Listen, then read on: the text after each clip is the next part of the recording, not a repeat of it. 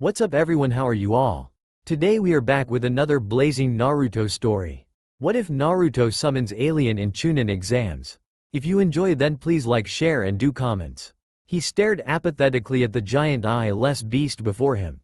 The beast hissed softly as it leaned forward until their faces were only a few inches apart. It had 4 gangly arms with powerful and compact muscles under its unusually hard black skin. A long tail with spines running along the top of it with a barb equipped to the tip of the tail. Sharp claws on the ends of its fingers, sharp semi-translucent teeth filled its mouth. A smaller fanged jaw-like object in the beast's mouth. A large bony carapace on its head that extended backwards like a solid crown of some kind. And its torso looked like it was starved. "Why do you not fear me, young mammal?"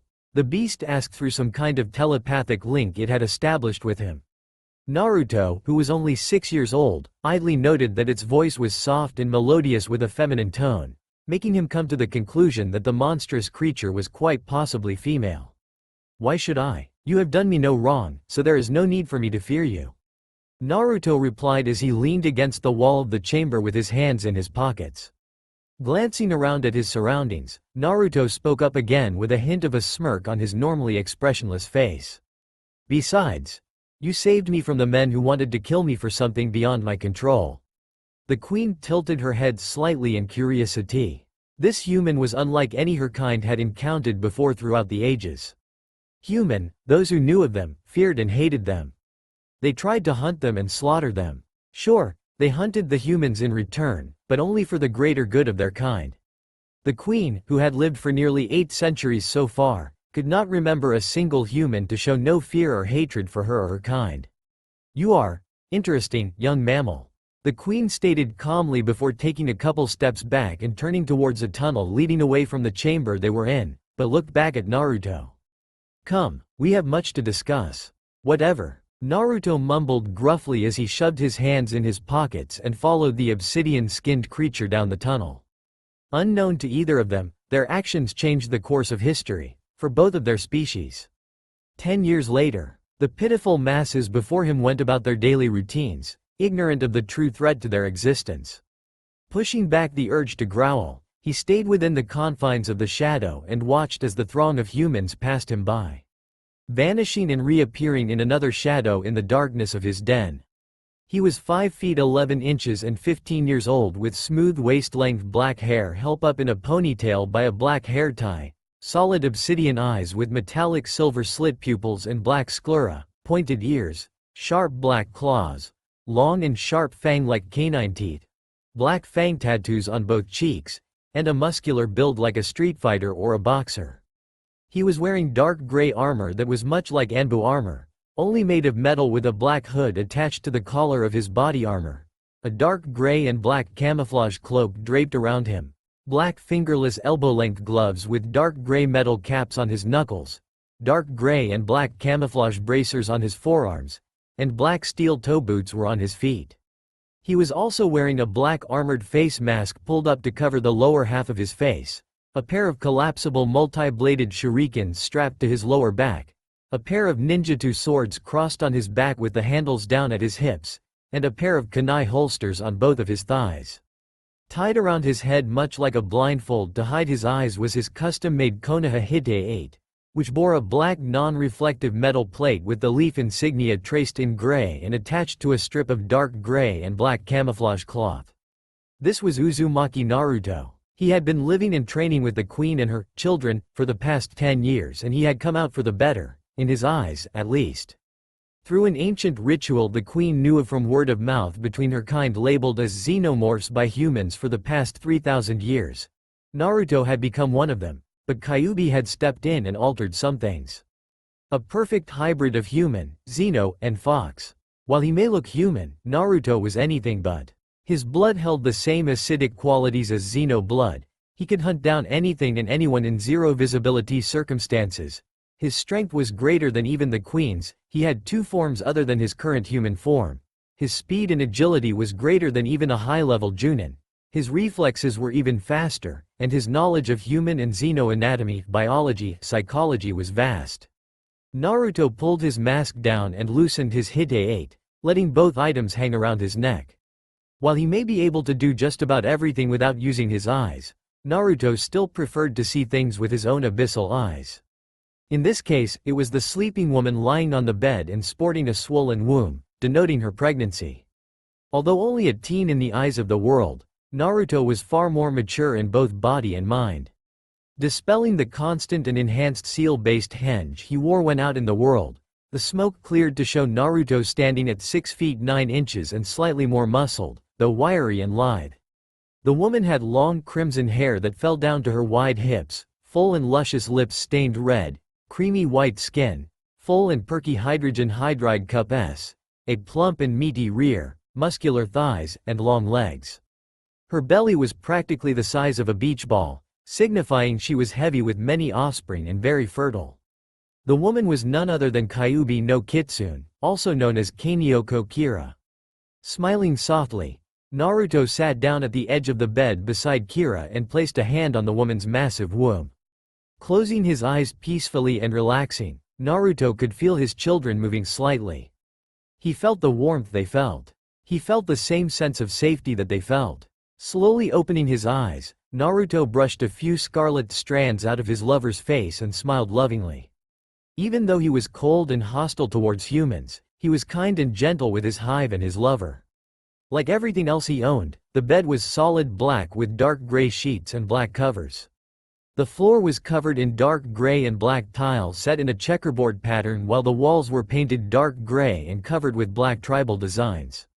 His and Kira's den, while simply another chamber in the webwork of underground tunnels beneath Konoha, lacked any kind of lighting, as did the rest of the catacombs. Leaning down, Naruto kissed Kira on the forehead and then on her belly before standing up. She was only 3 months into the pregnancy and Naruto knew she was only going to grow larger with time. As he walked away and exited the den, Naruto thought about Kira's condition. She was truly pregnant with a new breed of xenomorphs, something the vixen already knew of and had even encouraged prior to being impregnated by Naruto. She wasn't the only one, either.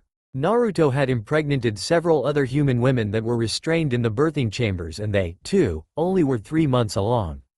He had figured out that because the queen had used her own blood during the ritual, Naruto had been granted the ability to reproduce more xenomorphs. However, it was different as well. While the queen was immobilized due to her egg sac, Naruto was free to go where he wished.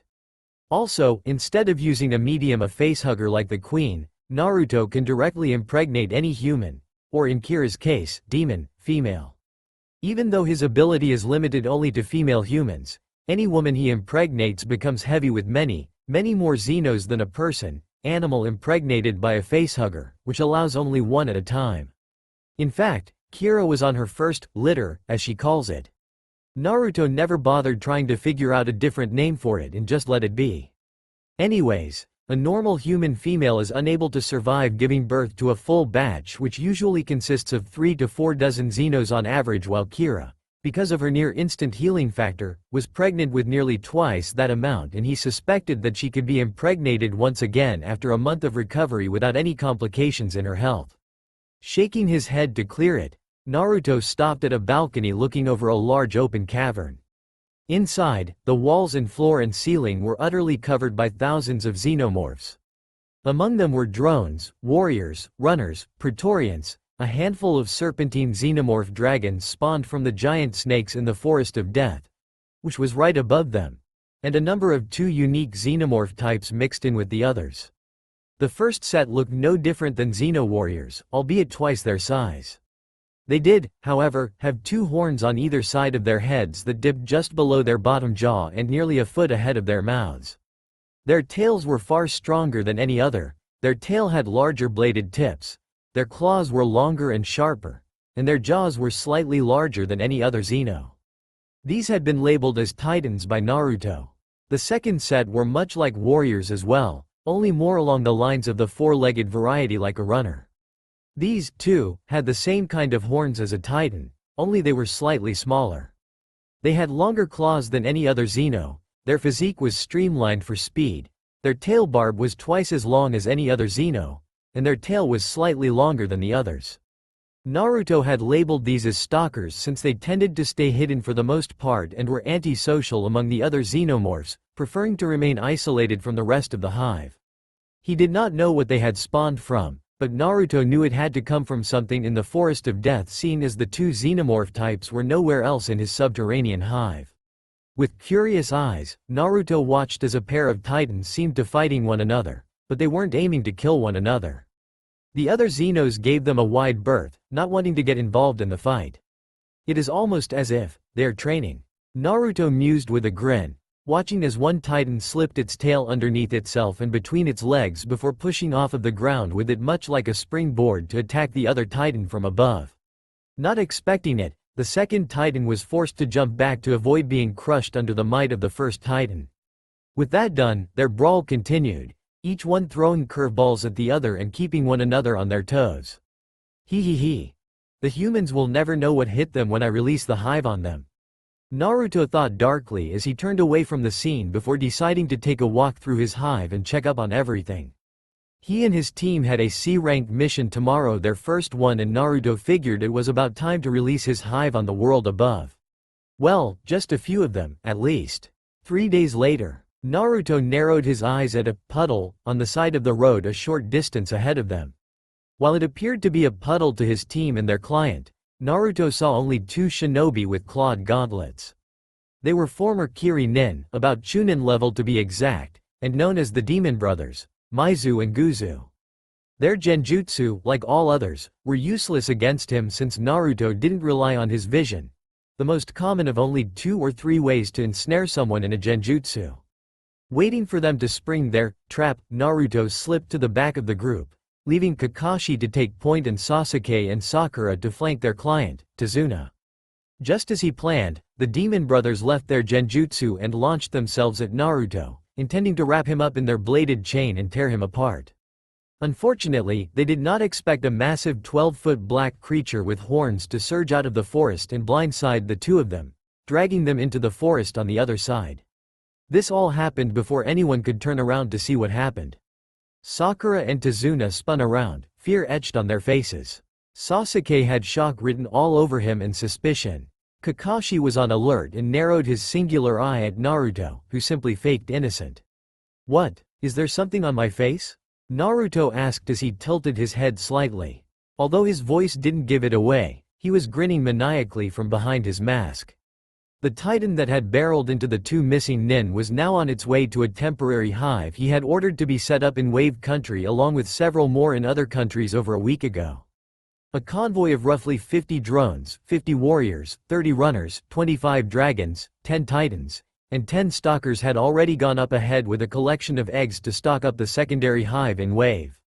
While all he would get out of it would be more drones and warriors and runners, Naruto felt that more xenomorphs and more branch hives would make it easier on him. As they continued on, Naruto focused his attention on the person on the very edge of his senses. While he is able to track and follow things with impossible ease, Naruto knew of his limitations. The person, female, was just within his range of sight, and he could not tell what her approximate skill level was. He mentally sighed as he knew it would be quite hard for him to track the girl down without a proper scent or idea of what she looked like. Sure, he could send some Xenos after her, preferably stalkers since they were primarily combat trackers. That, however, would prove futile since the stalkers would take a while just locating the girl's scent since he only had a vague direction she was in. Plus they would take an additional day tracking her down and reporting back to him. During that time, if she discovers she is being tracked, the girl will only move to a different location and cover her tracks more carefully. "Kami, you just had to fuck with me, didn't you?" Naruto mentally asked as he looked up at the sky, receiving a light breeze in return. "Crazy, blue-haired bitch. Always fucking with me for your own personal entertainment." Naruto sighed quietly again and stuffed his hands in his pockets. He now had to stay focused on the surrounding area, knowing that they were being watched by at least one person. He knew the Demon Brothers were not smart enough to come up with an ambush as good as it was, the chakra that fueled the genjutsu having had a different scent and feel to it than that of the brothers. That meant a third party had cast the genjutsu over them and had the pair lie in wait for their quarry. Another thing, the group would have no reason to kill Tazuna or any of them, but they were still trying. The thought of them just wanting their money or something occurred to him, But Kakashi was widely known for his skills, and to attack anyone near the man no doubt spelled out their doom. All in all, someone wanted either Tazuna or someone in his team dead, most likely Kakashi. This only brought up another question. Who was hiding behind the curtains and pulling the strings? Growling quietly to himself, Naruto silently created a Kage Bunshin and had it take his place before vanishing. He had two new nin to question, and he wanted to get to them before his xenomorphs let loose a pair of facehuggers on them. Naruto had questions and he wanted answers. Wiping his hands off with a black towel, Naruto walked away from the two bloodied and beaten men, both sporting facehuggers on their faces. Obviously, he had just finished interrogating the Demon Brothers and found out some interesting facts. Their employer was Gatu of Gatu Industries. Gatu wanted Tazuna dead so the man couldn't finish building the bridge, and they worked with the demon of the bloody mist Momochi Zabuza and the man's apprentice Haku. Naruto saw the puzzle pieces finally fitting together. Gatu was the incarnation of greed and never liked spending his money. Wave Country was his most recent victim. Tazuna was building a bridge that would connect Wave Country with Fire Country, virtually usurping Gatu's control of Wave's import-export business and ruining the man's business on the island nation. In retaliation, Gatu hired Zabuza, the man's apprentice, and the Demon Brothers to kill Tazuna to make sure the bridge wasn't finished. Along with that, Gatu had his army of mercenaries and thugs harass the populace to keep them cowering in fear. The midget had even killed the one source of inspiration that gave the people of Wave courage. Had the midget not been interfering with his current mission, Naruto would commend the tyrannical tycoon for his economical domination and tactics in keeping Wave under his thumb. At least I will get plenty of resources out of this, Naruto muttered to himself as he adapted his plans to the new obstacle. Something he was going to take care of now. Snapping his fingers, the xenomorphs he had sent ahead with the eggs a week prior slowly stepped out of the shadows around him, filling the clearing with their black forms on the night of a new moon. Gatu and his thugs will prove quite bothersome if they are not tended to. In addition, Zabuza and his apprentice will become quite annoying in the coming days as well, but those two shall be left untouched for the time being. I might be able to convert them to our cause, and if not. Naruto trailed off with a vicious grin behind his mask, his Hite 8 having been left around his neck and showing the menacing gleam in his obsidian eyes. A stalker crept forward slightly, crouched low to the ground and hissing softly, lips curled in a snarl. Naruto chuckled at this. Yes, you can feed on their bodies, but only if they refuse my proposal and after they have been used to host two new hatchlings. Naruto's grin grew a bit behind his mask when he detected that girl again, the one he suspected to be Haku. Like before, she was just on the edge of his senses. None of his pets had detected her and he decided to keep it that way. He always loved a good game of cat and mouse. In 2 days we will be reaching Wave Country, and when we do, we will take down Gatu and his men. They should provide plenty of food and hosts for both the main and branch hives. Naruto continued, knowing the girl was too far away to hear anything he says. The Xenos before him gave hisses of approval and eagerness. This brought on a dark and low laugh from Naruto. We of the hive will rise again. And this time, no pathetic human is going to put us down like rabid dogs. We shall show them what it means to anger the hive, to disturb the creatures that haunt their nightmares. Naruto hissed with mad glee, drawing brief shrieks and hisses from the eyeless creatures set out before him. Dismissed. Turning sharply, every last Xeno sped off into the shadows of the forest. Vanishing from his place, Naruto stepped out of a shadow no more than 10 feet behind the girl, unnoticed by said female. She had waist-length black hair held up in a bun with 2 thick bangs framing her face and wore a dark blue and beige battle kimono, Kiri in origin. She also wore black sandals and a beige obi wrapped around her waist. Figuring her to be about 15 or 16 and roughly 5 feet 3 inches in height, Naruto knew she would be the perfect candidate for a second mate. Silently creeping up behind her, Naruto reached out with both arms to place her in a headlock meant to subdue her. Just as he came within arm's reach, snap, the girl whirled around and leapt back, senbon held in her hands. Naruto mentally cursed, having stepped on a twig that alerted the girl. He also took notice of the girl's white hunter nin mask with a red swirl design on it and the Kiri insignia on the forehead of the mask.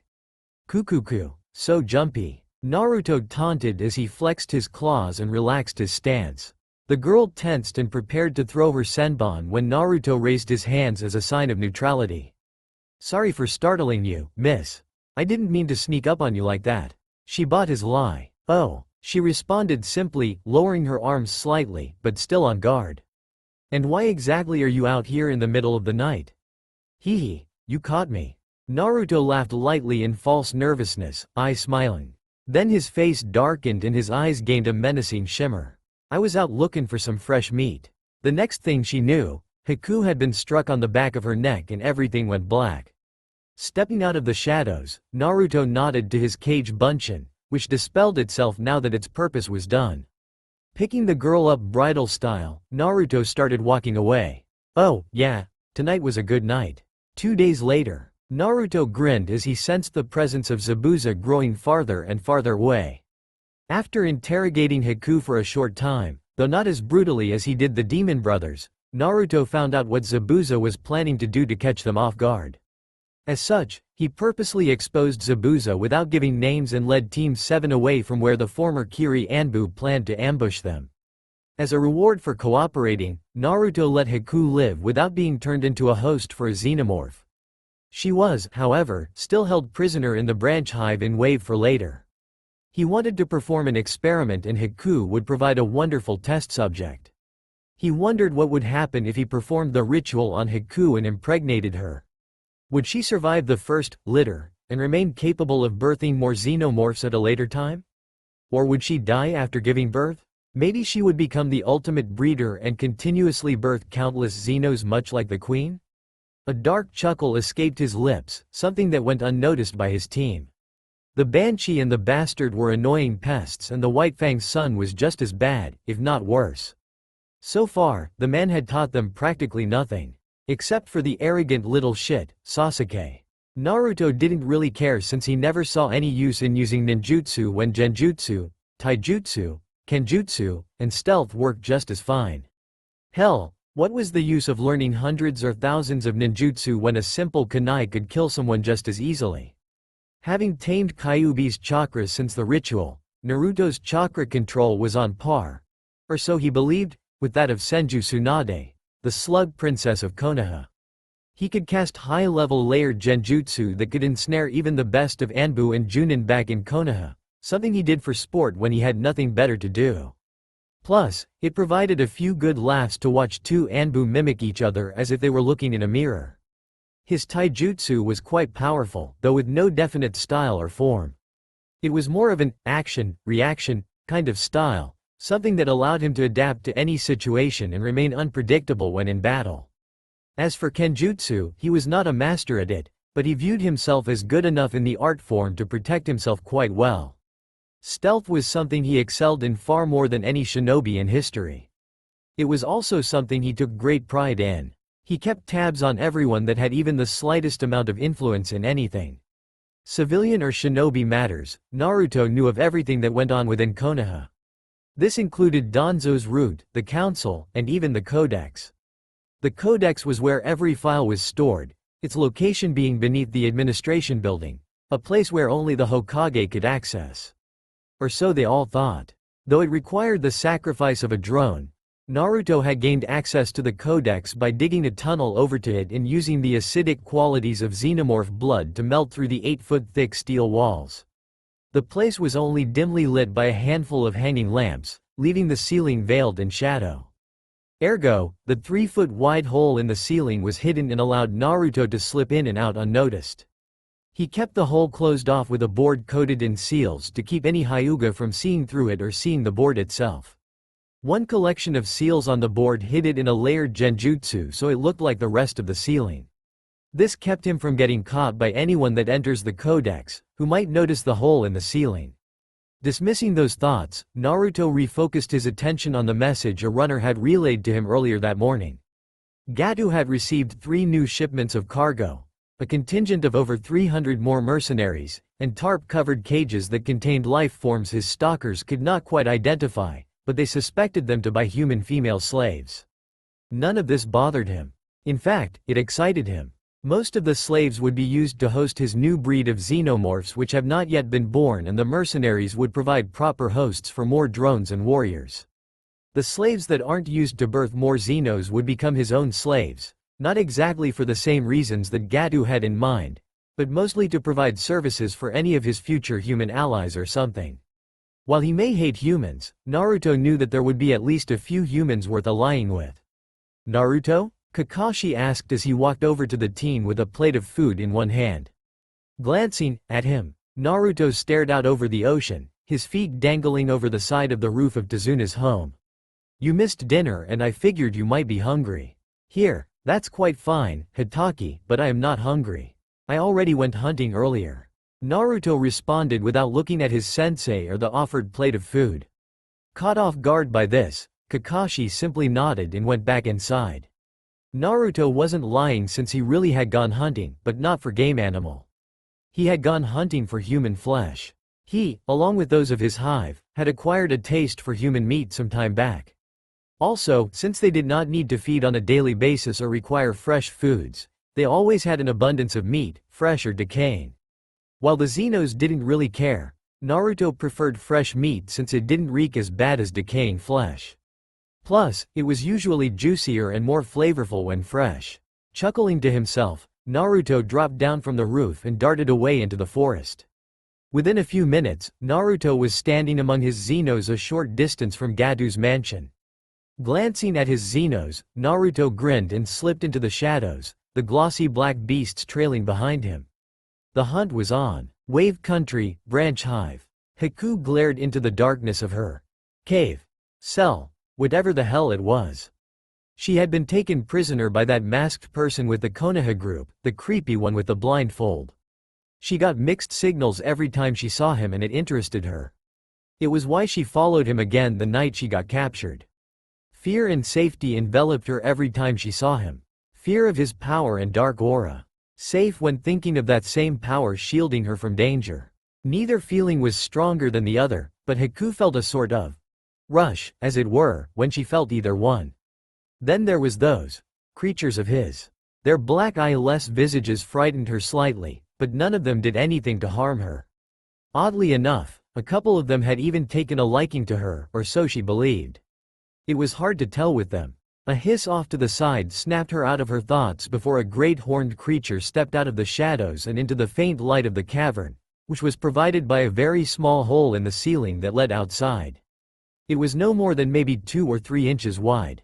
The creature stood at roughly 3 meters with a tail just as long, wicked claws gracing its fingers, a vicious barb on the end of its tail, mighty horns on the side of its head, and a broad crest on its head much like a crown. It dropped a bundle in front of her and quickly left the chamber. Reaching out hesitantly, Haku pulled it towards her and unwrapped it. Inside the cloth bundle, she found what looked like a ceremonial knife with flat, rectangular teeth surrounding the knife's wavy edges.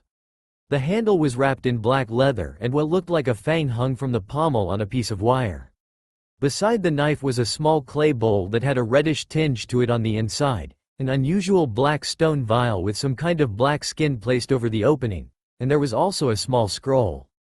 Pulling out the scroll and unfurling it, Haku read its message and gasped in shock, eyes wide as she continued reading. She couldn't fathom it. Her captor wanted her to. A shudder ran through her body as she remembered what the young man had told her. "Do as I say and you live. If not, you will be disposed of slowly and painfully. However, there will come a time in next day or two where you will have to make a decision. What you decide will reflect on your future, so choose wisely." Those words still echoed in her mind. A small part of her brain noted that the young man hadn't given away any information about himself or his pets, nor what his intentions were. She silently went over the pros and cons of doing what the scroll said. If she did it, she would live longer than she had originally predicted, but she had no idea what this would do to her. If she didn't, Haku was quite sure she would be disposed of. Haku shivered slightly as a cold chill ran up her spine at that thought. She took a shaky breath as she reached for the knife and picked it up. Steeling her resolve, Haku made her decision. Naruto mentally grinned in twisted satisfaction as he left the mansion in ruins, slowly reverting back to his human form. Stashed in a pocket was a small storage scroll containing 3 more scrolls, large ones that held everything he had taken from Gatu's mansion. The 3 scrolls were divided into 3 categories: money, documents, and other. As their names denote, the money and documents scrolls contained money and various files respectively. The other scroll contained anything Naruto found useful or interesting, most of which being ancient or unique weapons and technologies stashed in the midget's vault. He suddenly froze in place and his eyes glazed over. The Xenos he was with had froze in mid-step as well, all of them seeming to be in some sort of trance. After a few moments, they appeared to be freed of that trance before they continued on their path. Naruto grinned darkly as he felt the new presence in his mind. So she agreed, good. Now it will only be a matter of time before I can breed a new caste of xenomorphs. Naruto thought darkly, his plans slowly falling into place with ease. While Kira was his main mate and already pregnant, she had not performed the ritual simply because there was no need for it. Haku, on the other hand, did, and as such, Naruto had a feeling he was soon going to be awarded 2 new castes instead of the original one he was going to get from Kira and the other human females he had impregnated. A shiver of excitement ran laps up and down his spine at that thought. The only thing he found disappointing in the process of increasing his hive's numbers his way was that it took the normal 9 months of gestation in a female womb to properly grow. Then again, that particular downside was outweighed by the several dozen Xenos birthed all at once. Following the Xenos to one of the many tunnels that led to and from the branch hive, Naruto made his way to where he could sense Haku was at. Not long after she had performed a ritual on herself thanks to the instructions he had given her, Haku had quickly become accustomed to her new abilities and appearance before wandering a little. At the moment, she was near the main chamber where most of the Xenos stay when they are not needed. Silently approaching her from behind as he dispelled the henge he had over himself, Naruto took in her appearance, already knowing that the young woman knew he was there. He saw that her kimono top was torn apart during the transformation, leaving her in only the cloth wrappings around her chest. The lower half of her attire, while a little ragged, was still in good condition and he could see that she had ditched her shoes. Trailing down her spine were several black plates of bony armor that led to her long and black tail, which was identical to every other Xenotail and measured out to be roughly 6 feet long with a foot-long spike on the tip. 4 dorsal tubes stuck out from her upper back much like those sticking out of the backs of other xenomorphs. Her black hair had become naturally glossy much like his own hair. Her originally creamy skin complexion had lightened to an even paler shade.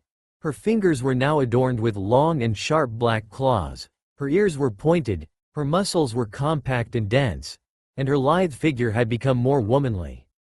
Her hips had widened, her legs were long and muscular, her rear was plump and meaty yet still firm, and her S were fuller and plumper G-cups by the looks of them. She now stood at around 5 feet 10 inches and her hair fell down to her hips. When Haku turned her head to look at him over her shoulder, Naruto saw that her eyes were just like his, solid black with silvery slit pupils along with the same black fang tattoos on her cheeks much like him, and he noticed her canine teeth were much longer and sharper than before. She smiled softly at him before turning to approach him, giving him clear view of her chest and smooth stomach as she slowly walked towards him. Stopping a couple feet in front of him, Haku wrapped her tail loosely around her hips and crossed her arms under her bosom, smirking seductively at him. Had he still had morals, Naruto was sure he would be blushing fiercely and struggling not to stare at the woman's assets. However, he had no such morals and openly looked her up and down. Haku let him, the ritual having altered her mind and personality a fraction to better suit her xenomorph half, something that Naruto hadn't undergone since he had no qualms with their ways of doing things. All the ritual did to him, mentally, was remove all inhibitions he might have and alter his behavior a fraction due to his xeno half. "See anything you like, milord?" Haku asked in a regal tone, something Naruto noticed immediately. He then smirked behind his mask, realizing why. He had used the queen's blood for Haku's ritual to keep Haku's xeno half pure.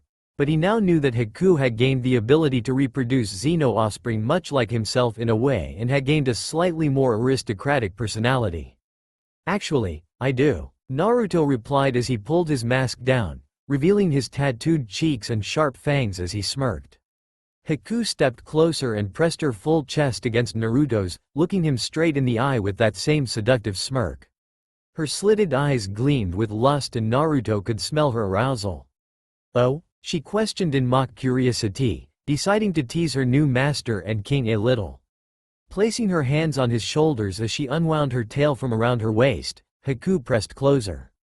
"And what might that be?"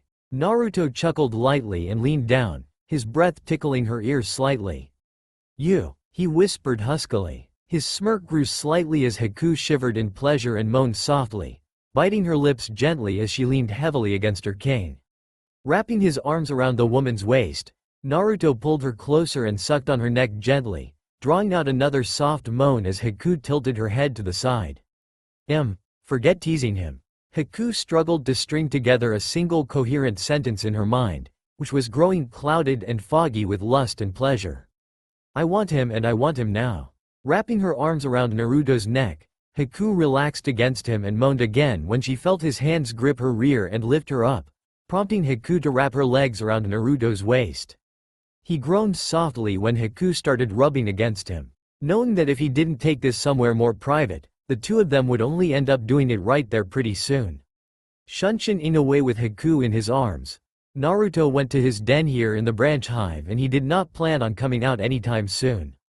He was glad he had left a Kage Bunshin in his place back with his team and Tazuna. 3 days later, stretching slightly as he neared Tazuna's home, Naruto figured it was about time he at least tried to socialize with his team. Where the hell is Naruto no Baka? On second thought, fuck them. Naruto turned on his heel without batting an eye and walked away. He almost felt sorry for his. Now that he thought about it, where the hell was his clone? He had left it with his team and Tazuna just after he finished up with Haku this morning. Boom! Turning to look in the direction of the sound, Naruto watched as a tree fell. Curious as to what caused it, Naruto leapt into the trees and sped off in search of the cause. It took no more than a minute or two, but when he got there, he answered 2 questions at the same time. He found his clone and he found the cause of the tree collapsing. Deciding to watch what his clone was doing, Naruto stood still on the tree branch. The clone noticed him but didn't react and got back to its training. Channeling chakra into its right arm, the clone punched forward and launched a rapid-moving projectile of gray-black chakra at a tree. In an instant, the chakra missile traveled a little over 100 meters in less than a second before impacting a tree, then through it and 15 others behind it before fizzling out. Eyes wide with excitement, Naruto dispelled the clone and summoned roughly 1,000 more. "You all know what to do." Receiving nods of acknowledgement, they all got to work on chakra control and refining the attack the first clone had been working on. He motioned for one clone to come over to him. "I want you to go back to Tazuna's and stay with the team. If anyone asks where you've been, just tell them you were doing some light training. Don't take any shit from them." Dismissed. Nodding once, the clone Shunshin ed away. Naruto sighed and ran a hand through his hair before grinning again. That attack was quite powerful, but unrefined and crude. He couldn't wait to see how powerful it would be once he refines and improves it. Then he wondered if he could actually do it. Turning toward a tree, Naruto gathered chakra in his right forearm like the clone head down and thrust his fist forward. To his satisfaction, the meter-wide missile surged forward and bowled through over 24 trees, dissolving everything it touched before evaporating. He smirked victoriously and started walking away. "I think it is about time I pay Zabuza as visit. He would no doubt want to know what happened to his apprentice." Naruto mused out loud before stepping into the shadows and vanishing. A few miles away, Naruto stepped out of the shadows and approached the suspended hideout the man was hiding in. Leaping up onto one of the cables, Naruto peered into one of the windows and saw that Zabuza was sharpening his massive Zanbatsu. The blade caught his attention and Naruto knew it would be a great boon for him and his steadily growing army of xenomorphs. Maybe I can convert him over to my side like I did with Haku. He wondered silently, knowing he shouldn't use his or the queen's blood for the ritual. If Zabuza did join and accepted the ritual, there was still the risk that his mind might be too strong to succumb to the mind-altering effects. Haku hadn't been able to fight it off at all when she performed the ritual on herself, and he knew why. During the brief interrogation he performed on her, Haku had told him that while she traveled with a man who had killed hundreds, she herself had killed no one. Killing was much like torture. The more you kill, the more you get used to it. The more you're tortured, the higher your pain tolerance is and the harder it is to make you break. Praetorian or Titan blood should do. The transformation should be no different than mine or Haku's, but he should at least become inclined to protect me and Haku. I can't risk giving him the ability to breed more xenomorphs if the mind alteration doesn't work and he ends up betraying me one day. I can't have that happening. Naruto mentally planned out before leaping to the roof, landing silently. Crawling over to a hatch in the roof, Naruto decided to be careful and took out a kunai before using the sharp edge to pull out the hinges. He couldn't risk alerting the man to his presence or else he was pretty much screwed.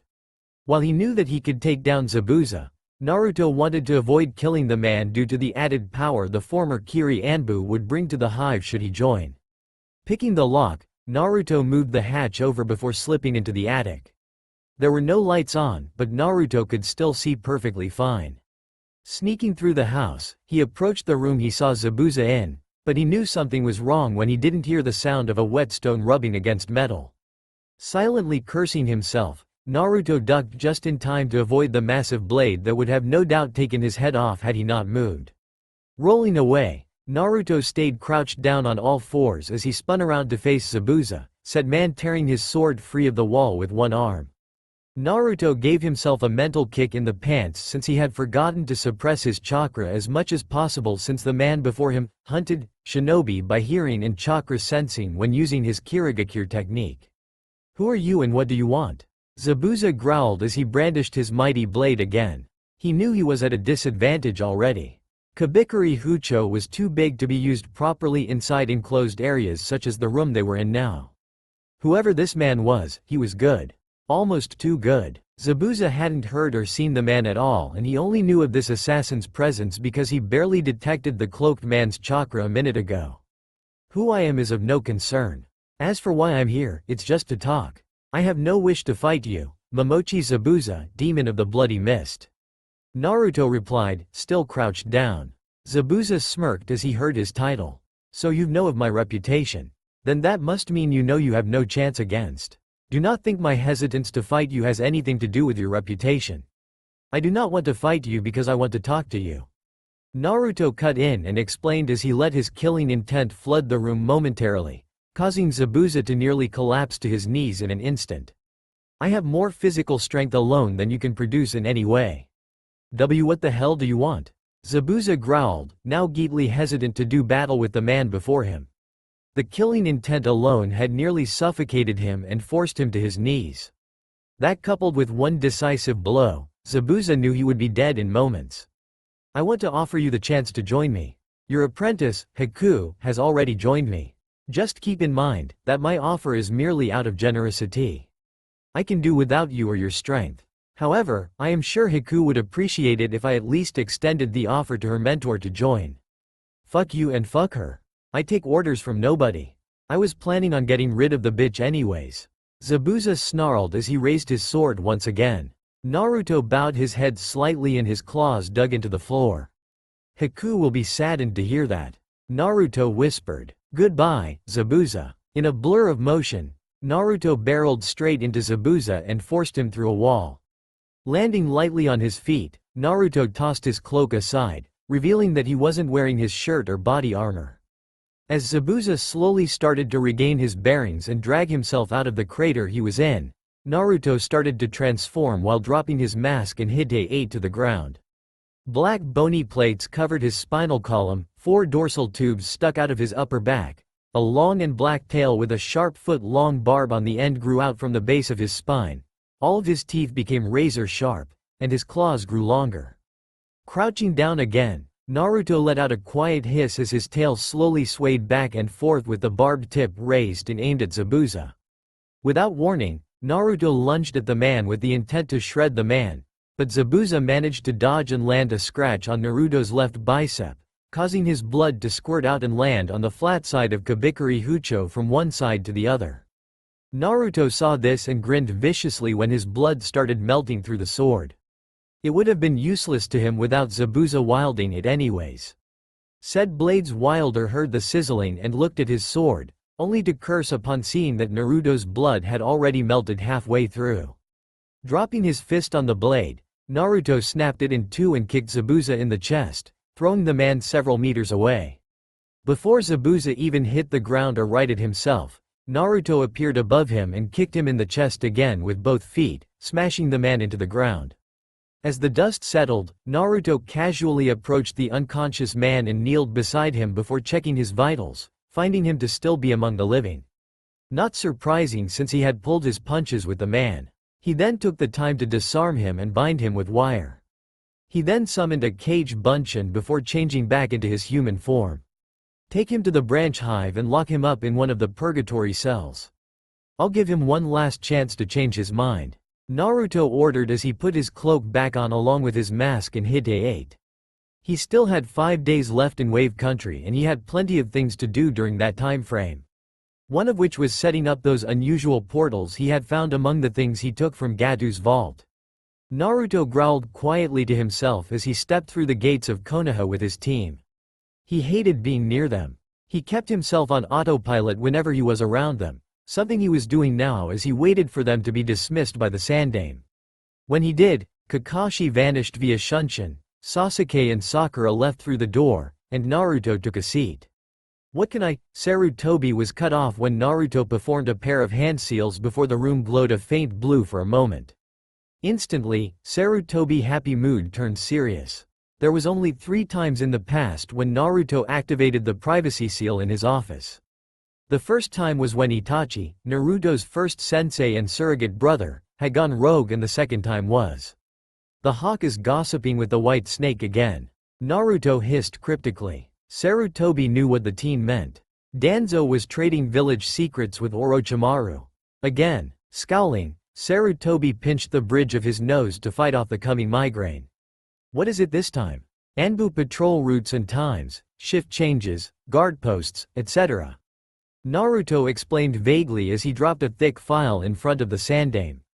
Mostly security information, but it's stuff for the next 7 months. And you know what's happening in 7 months. Sarutobi paled at that before he flushed with anger. Oh, how he wished he could rid himself of Danzo.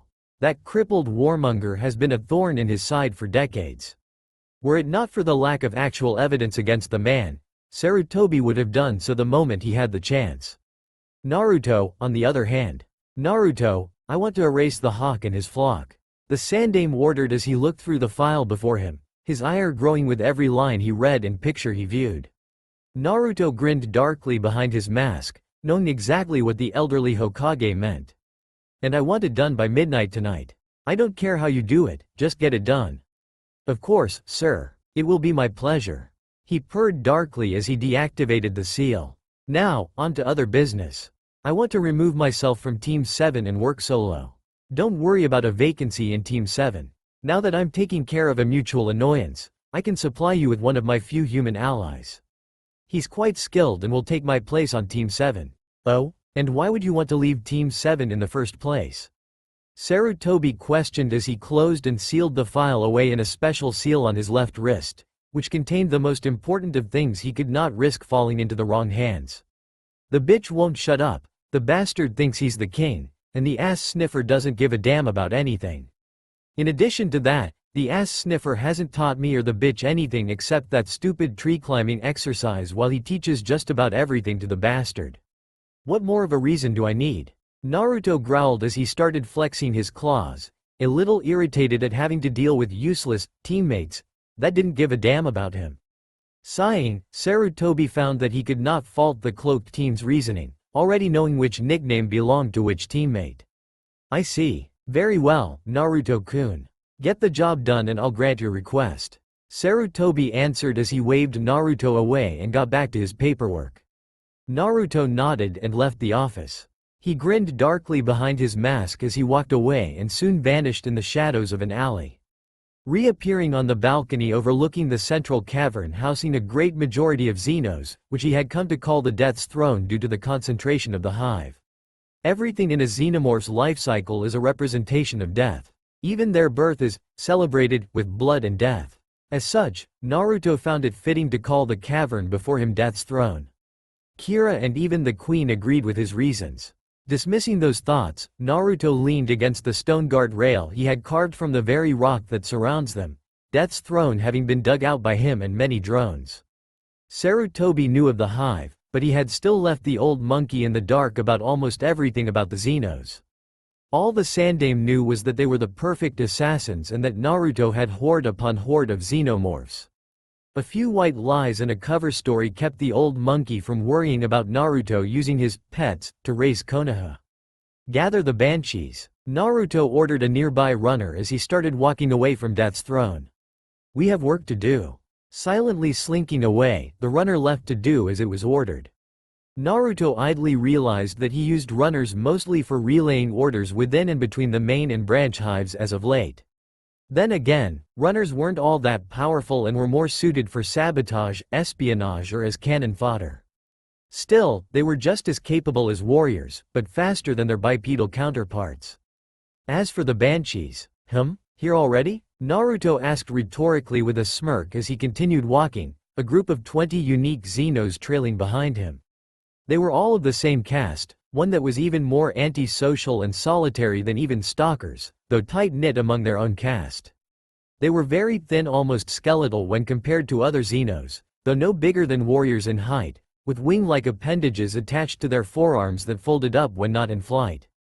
Their hands had 3 finger-like appendages on each with sharp talon-like claws on them. Their tails were thin and short. Their feet had only 2 long talon-equipped appendages. They had a few feathery quills on either side of their cylindrical skulls. They lacked any dorsal tubes like runners. Their chins were pointed more forward than any other Xeno with a rudder-like crest attached to their bottom jaw. And their wingspan was easily 20 feet from wingtip to wingtip. When on land, they walked on their knuckles, hands and feet, so that their talons weren't caught on anything, broken or dulled. Again, Naruto had no idea what the banshees spawned from, but he knew it was a bird of prey or something close to it for 3 reasons. A. Banshees were the only kind of Xenos he and even the queen knew of that could fly. B. They were given the name Banshee for their unique ability to let out a shrill cry that was capable of deafening prey temporarily. C. Their bones were hollowed out and lightweight, much like avian bones. He idly wondered if he could get a Banshee from his pink-haired teammate, but dismissed the thought when he pictured a bubblegum pink Banshee. Scary thought. This is a search and capture mission. You are to raid Danzo's base here in Konoha and take 1 root Anbu each and bring them back here alive. After that, you are to return to Danzo's base and repeat the process as many times as needed. I will be arriving there shortly myself with reinforcements. Dismissed. With what sounded like shrilled chirps, the banshees slipped out of the hive via an immense tunnel that led through the ground and up to the surface. Zipping out of the openings at great speeds, the banshees made their way to where Danzo's base was located. As they did, Naruto performed 3 hand seals before disappearing in a cloud of white smoke, signifying the use of a self-summoning. Reappearing just outside of Danzo's base, Naruto bit his thumb and performed 5 more hand seals. Kachiyose no Jutsu, Naruto whispered as he pressed his hand to the ground. When the smoke cleared, his summons could be seen standing. 5 dozen warriors and runners, 3 dozen titans, 3 dozen stalkers, 2 dozen praetorians, and a dozen dragons. Giving them similar orders as the banshees, Naruto sent them on their way and slowly followed after them. Dragons. A shudder ran through him at the thought of the creatures. If he had to choose between the current castes of xenomorphs, Naruto would always say that the dragon caste were the most dangerous and temperamental of the hive. Dragons, while serpentine, had 2 sets of arms like the queen that they used to pull themselves along or rip their prey apart, and large claws on their hands. Their jaws were the largest of all Xenos, capable of biting an average adult male human in half in one go. They also had the toughest hide that not even the horns of a titan or praetorian could pierce. While placid and lethargic most of the time, dragons became bloodthirsty, feral, and vicious when angered. When hunting alone, it is difficult to anger one, but when they are hunting in packs, all it would take is to simply attack one of them to set them off. After that, nothing short of himself, Kira, Haku, and or the queen could calm them. Luckily, dragons could still tell friend from foe even in their blood rage. Hearing a shriek of fury, Naruto groaned and just knew that at least one of the dragons had been set off. It had only been a couple minutes and they were already pissed. Heaving an exasperated sigh, Naruto just knew that his original estimated number of possible hosts just dropped considerably. Drawing one of his ninjatus, Naruto stalked through the empty halls of the crippled councilman's root headquarters. The next few hours flew by as he and his Xenos scoured the base for any root members they might have missed. The Banshees he had sent in advance had closed off all escape routes, and another 30 scouted the forests within a 20-mile radius of Konoha for any root Anbu that might have been out of the village when the Silent War began. 6 months have passed, and today was the beginning of the Chunin exams. Since the day he raided Danzo's base, Naruto had gathered a collection of allies all throughout Konoha, 2 new castes of Xenos, and new technology. His allies remained hidden amongst Konoha's shinobi ranks and civilian populace. The first caste came from Kira, who had given birth to roughly 100 new xenomorphs last week. The second caste coming from the root Anbu he had captured 6 months back, being placed in special cocoons that forcibly changed them into xenomorphs. As for the technology, he had stumbled upon a spaceship that once belonged to the natural enemy of the xenomorphs, the Yataja, also known as predators. Luckily, the predators that once manned the ship had died long ago, but Naruto wasn't sure if they were the only ones on the planet. Naruto had since moved the ship and its contents to the main hive and was now working on repairing the predator ship for his personal use in the future. He had also used some of the predator technology to upgrade his cloak and swords. He was wearing baggy dark gray and black camouflage pants, an armored cloak made up of hundreds of thousands of metal centimeter-sized scales coating the outside of a specially made lightweight cloak with black fur lining the inside, the scales having been painted in a dark gray and black camouflage scheme. He still wore his Hite 8 around his head like a blindfold, but he no longer wore his black armored face mask. Strapped vertically to his back parallel with his spine were his upgraded ninjutsu swords with the handles at the bottom, and his kunai pouches were still present on his thighs. Naruto had also decided to forget about his old Anbu body armor, bracers, and shirt, since he always wound up taking them off in a battle anyways. Naruto was drawn out of his thoughts when Team 7 entered the room, drawing the attention of everyone in the room with their usual flair, arrogance. Team 8 and 10 approached them and they all started chatting away, which Naruto ignored before he heard his old arrogant teammate ask a silver-haired teen about a couple particular genin participating in the Chunin exams, Naruto's name included. Naruto quietly approached the other rookies just as the silver-haired teen named Kabuto pulled out another of his cards. This one just happened to be on Naruto. Uzumaki Naruto, this year's Rookie of the Year, has killed over 500 people, has completed 14 D-rank missions, 23 C-rank missions, 15 B-rank missions, 7 A-rank missions, and 9 S-rank missions. Kabuto exclaimed, causing all nearby genin to stare at Naruto in shock. Sasuke, on the other hand, was glaring at the teen venomously, jealous of Naruto's power. Said half-Xeno noticed this and knew that Sasuke was going to be quite easy to control in battle. He is without a doubt the most dangerous genin here, though it appears he is without a team. Naruto smirked at this when he smelled the thick aroma of fear radiating off of the genin he graduated with and even those of other countries. His thoughts were interrupted when a scarred special Chunin he recognized as Morino Ibiki appeared in a cloud of smoke with a dozen or so Chunins.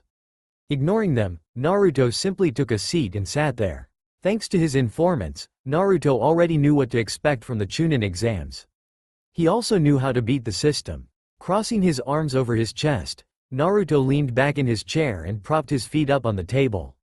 He knew he could get this done faster than anyone here, but Naruto had no motivation to do so.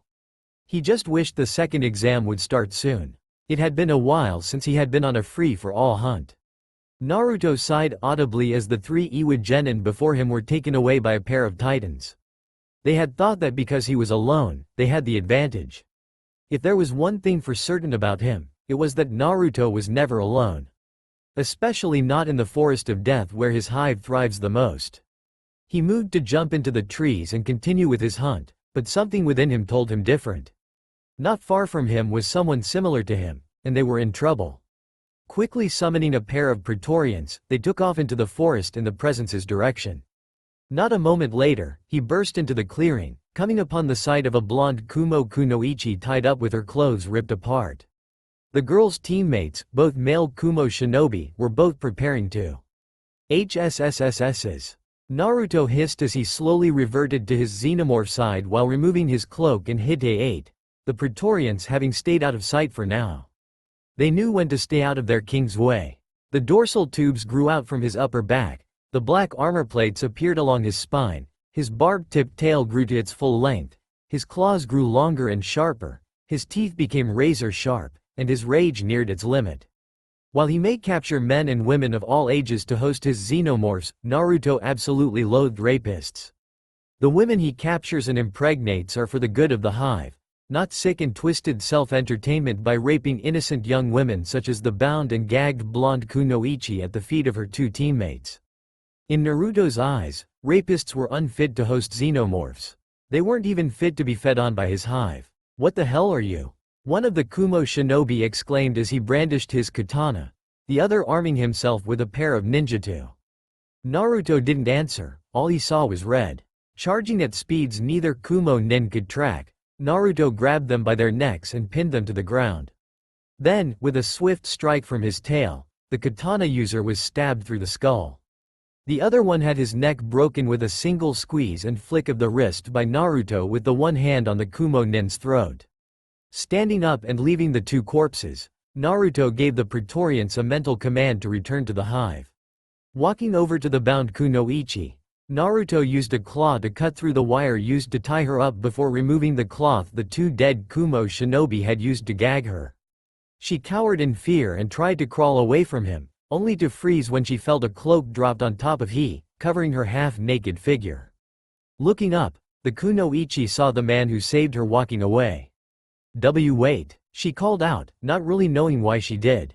Stopping in mid-step and looking over his shoulder, Naruto waited for the girl to continue. "Anyo. What's your endname?" "Uzumaki Naruto," he replied, not bothering to hide his features anymore at the moment. "You? Ni Yugito," she answered as she slowly got to her feet, the cloak wrapped around her lithe frame. Despite himself, Naruto couldn't help looking at Yugito's figure. Long legs, muscular thighs, wide hips, a plump and shapely rear, slim waist, full and supple cups, and lightly tanned skin. She was roughly 5 feet 5 inches with blonde hair that went past her shoulder blades and deep sapphire eyes. Can I go with you?" Yugito asked hesitantly as she stared down at the ground, standing no more than a few feet away from Naruto, clutching the cloak to her frame tightly. "Alright," Naruto sighed as he rubbed the back of his neck. He was a bit irritated that he had to drag her around with him, but Naruto wasn't so inhuman to just leave a defenseless woman behind after such a traumatic experience. "But I'm not going to the tower just yet, and I'm not going to hold your hand, either." Thank you." Yugito beamed shyly as she hugged Naruto for a moment before releasing him, blushing fiercely as she did. Eyebrow twitching, Naruto walked away with Yugito trailing behind him, her head held low. He may not show it, but Naruto knew that the blonde female following him was a Jinchuriki, a demon container. He himself, while not actually containing Kira anymore, still had 7 out of Kira's 9 tails sealed inside him, though the redhead had access to them should she need them. As to which Biju Yugito contained within her, Naruto did not know. He did know that if he played his cards just right, he would gain another ally and possibly a new mate. With a quiet sigh, Naruto dismissed those thoughts and motioned for Yugito to keep up before he jumped into the mighty tree limbs of the Forest of Death, hunting for more genin teams to remove from the exam. It was only 5 hours into the first day and Naruto had already eliminated 11 out of the original 26 teams. More than 4 days left and 15 teams to go. He remained unaware of the hidden presence stalking him from high above in the trees. 4 days later, Naruto growled softly and ran a hand through his hair in irritation, his Hite-8 covering his eyes once again.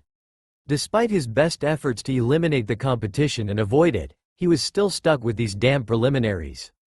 22 genin excluding himself had survived to make it to the preliminaries, teams 7 through 10 from Konoha, Kabuto's team, a team from Suna, a team from Sound, and only one member from a Taki team stayed while his teammates quit. He hated the fact he had failed to eliminate the competition, and it was all because that damn white snake had bit him. Kami, he hated humans.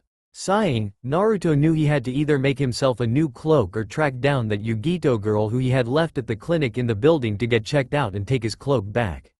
Either way, it was a pain in the ass for him. On the other hand, he didn't really need it right now since he still had his xenomorph features visible and he didn't really care anymore. At least this way, fear will definitely play a role in his matches. Speaking of which, Uzumaki Naruto vs Yakushi Kabuto. Smirking smugly, Kabuto walked down to the arena floor while Naruto did the same, only looking rather bored. Kabuto had been ordered by Orochimaru to stay in the Chunin exams to see how Naruto reacted to his cursed seal, which took on the image of a tri-bladed shuriken in the center of his chest. What confused Kabuto and completely stumped Orochimaru was the fact that Naruto wasn't experiencing any of the usual side effects of having the cursed seal applied. He hadn't been knocked out initially by the bite, he didn't experience a fever, he wasn't in pain. Orochimaru couldn't even feel the mild bond with the cursed seal like all of the others he had marked in the past. What the White Snake and his spy didn't know was that Naruto's acidic blood had dissolved enough of the venom used to create the cursed seal that Naruto was unaffected by Orochimaru's influence. However, the seal still acted like the others without eating away at his free will and subconscious. Uzumaki Naruto vs Yakushi Kabuto. Hajime. Hayate called out before leaping back, coughing lightly. Deciding to test his opponent's skills by making the first move, Kabuto formed a pair of chakra scalpels and charged Naruto. Said teen simply smirked and ducked under the first swing before throwing a punch to Kabuto's gut that was strong enough to launch the spy all the way to the other side of the arena, slamming him against the wall. The initial impact of his fist had been light, but Naruto had incorporated his chakra missile technique with his taijutsu a couple months back, allowing him to multiply his strength tenfold by generating a thin shield of chakra over his fist, knee, elbow, foot, etc. and fire it upon impacting the desired target. This greatly multiplied the damage caused by the strike due to the increased velocity granted by the chakra shield missile. What he gave Kabuto was a simple love tap compared to what he could truly dish out with the technique, but it was still lethal. In addition to its offensive capabilities, Naruto was able to create a defense with it that could withstand far more than any man-made armor could. As the dust cleared, Kabuto could be seen on his hands and knees, hacking up blood and clutching his stomach with one hand. Hayate was about to declare Naruto the winner, but said teen let his killing intent flare to warn the Chunin not to interrupt his match. Walking over to the internally injured teen, Naruto used his tail to wrap around Kabuto's wrists so tightly that both joints were crushed simultaneously. Arg! Kabuto howled in pain as his arms were raised above his head and he was lifted off of his feet by Naruto's tail alone. Laughing at the traitor's affliction, Naruto summoned a large amount of chakra into his right forearm before punching Kabuto in the chest and unleashing the missile. Instantly, Kabuto's body from the shoulders down was disintegrated, blood pouring from the silver-haired teen's remains. The chakra missile had disintegrated the stone in its path as well, leaving a meter-wide and 2-foot-deep crater, which the blood was now pooling inside of. He had no need of the traitor. The other genin became green in the face and the more experienced shinobi in the room weren't far behind. The only ones unaffected by Naruto's brutal slaughtering of a comrade were Subaku no Gaara, Orochimaru, and the Sandame. Gaara was grinning madly with a psychotic gleam of bloodlust in his teal eyes. Orochimaru stared at Naruto in both shock and awe at managing to kill his second-in-command. The Sandame was unaffected simply because he knew of Naruto's connection with the Xenomorph Hive and their brutality. Winner. Uzumaki Naruto. Hayate declared hesitantly and nearly lost his lunch when Naruto dropped Kabuto's remains in the crater, a sick squelch quickly following. Luckily, the black-haired teen performed a powerful yet nameless Kaden technique to incinerate the half-corpse. Turning around and walking back up to the balcony he had been on earlier, Naruto couldn't help grinning at the miasma that flooded the room. Fear. Coming to a stop beside Team 8, Naruto leaned against the railing. He ignored the looks he got from everyone and simply waited for when he would have to fight again. Naruto already knew that the members of the council, who hid in another room, had chosen the matches and were now watching them. He could only hope that the civilian council's hatred of him would pit him against their beloved Uchiha-sama, who still had yet to fight. Then Naruto will show the arrogant bastard the true meaning of pain and fear. And the true meaning of power. Yawning out of boredom, Naruto ignored the matches playing out before him until he saw his name appear on the electric board again. Sighing softly, Naruto made his way down to the arena floor, mentally cursing Kami yet again for ruining his plans. Especially when it came to the Uchiha. Uzumaki Naruto vs Rock Lee. Naruto grinned darkly at the green-clad taijutsu specialist, who, despite his usual boisterous and confident attitude, was being rather quiet and was inwardly hesitant to fight the teen. Even though he was training under a taijutsu master and was among the best in taijutsu in their generation, Lee knew he was no match against Naruto. The blindfolded teen was in an entirely different league. Uzumaki Naruto vs Rock Lee. Hajime. Hayate announced and jumped back, silently pitting Lee for being pitted against the inhuman juggernaut that is Naruto. Lee instantly got into a taijutsu stance.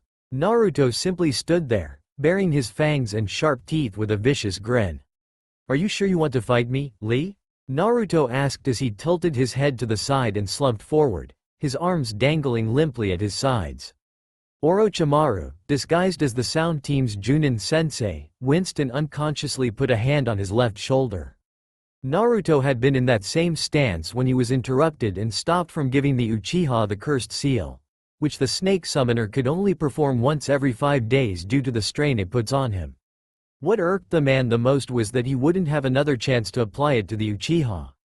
It also reminded the traitor of the pain he himself had to endure when he bit into Naruto's neck. His mouth still hurt from that brat's damn acidic blood despite it having been healed by the late Kabuto not long after his encounter with Naruto. "I know I can't beat you, but my pride as an aspiring taijutsu master won't let me back down," Lee declared as he tensed his muscles. "Konoha senpu." Even as the teen approached him, Naruto stayed where he was and watched on with a grin.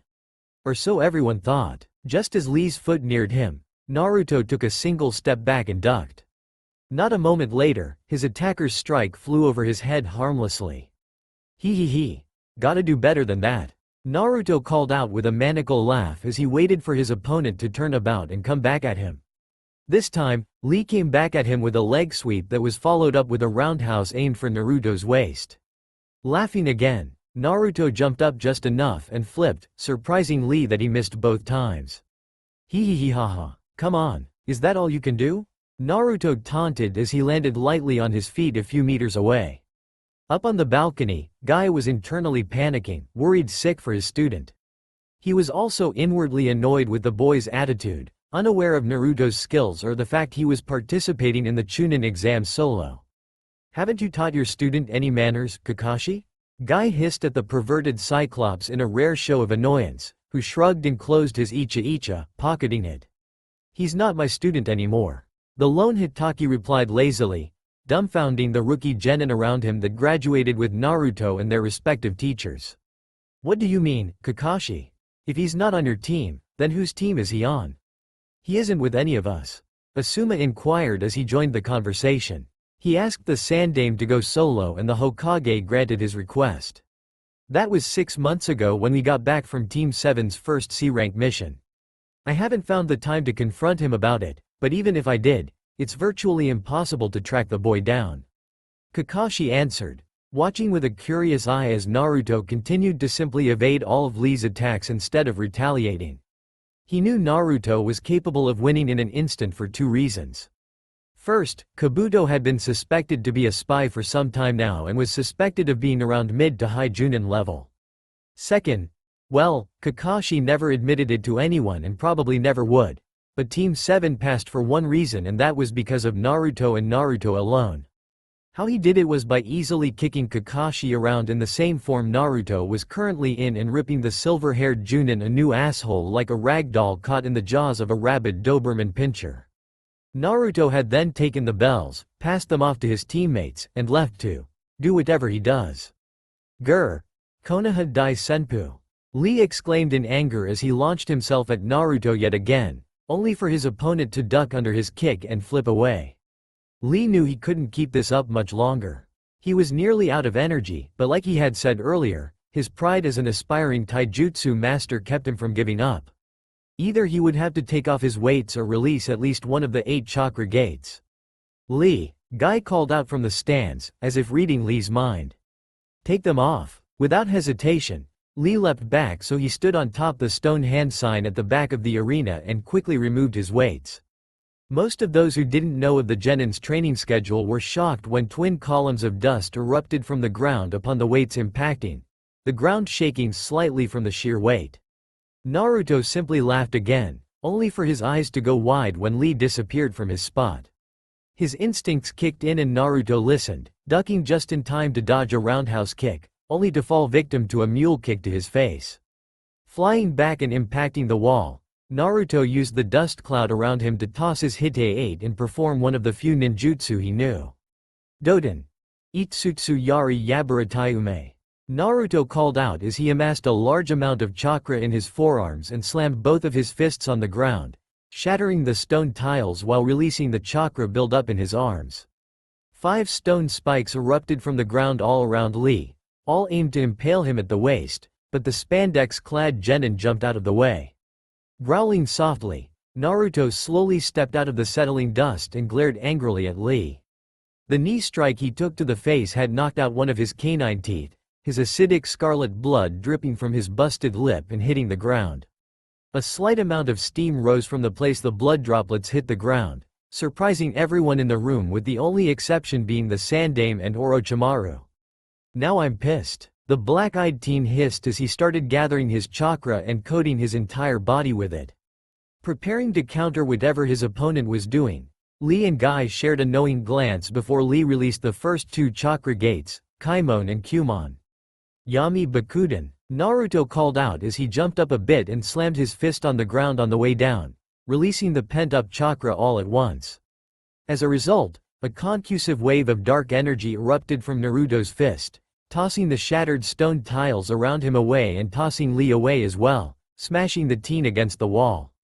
Still slumped forward, Naruto stood up and turned his gaze on Lee, who was just starting to stand back up as well. "Stay," Naruto hissed as he sprinted towards Lee, chakra writhing and swarming both of his arms from the shoulder down to his fingertips.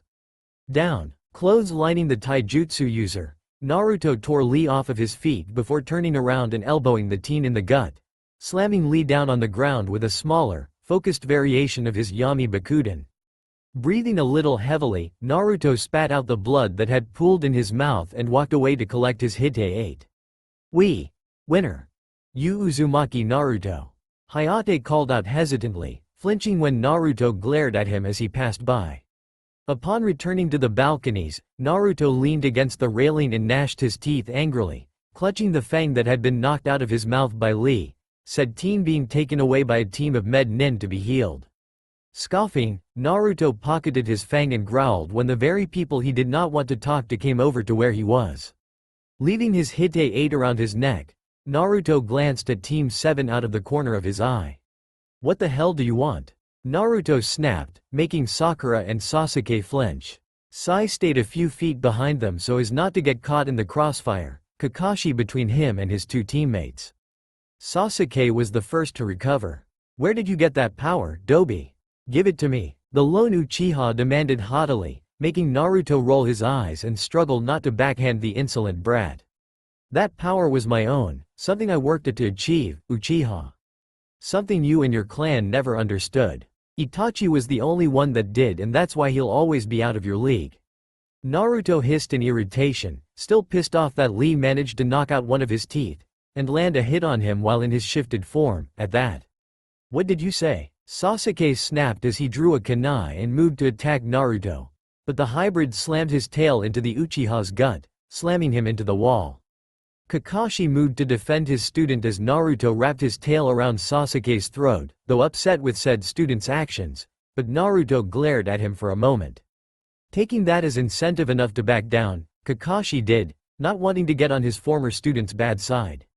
"Don't say a word, Sakura," Sai whispered into his pink-haired teammate's ear while placing a hand over the girl's move and restraining one of her arms. "Or else you'll end up like Kabuto. Naruto won't hesitate to kill you if you attack him." Shaking in fear, Sakura nodded and stayed quiet as she remembered exactly what happened to Kabuto. "I will say this only once, Uchiha. I despise you and your kind. I will not bow to your will. I will not grovel at the feet of a human like a whipped dog." Naruto growled dangerously as he slugged Sasuke in the stomach. And neither will my hive. Releasing the choking Uchiha, Naruto snapped at Sakura, who flinched and squealed in fear as he stormed past her. Kakashi moved to grab Naruto by the shoulder, but said Genin's tail smacked his hand away. Before he could call out to the teen, Kakashi's attention was diverted to Sasuke as he coughed up a bit of blood, still gasping for air.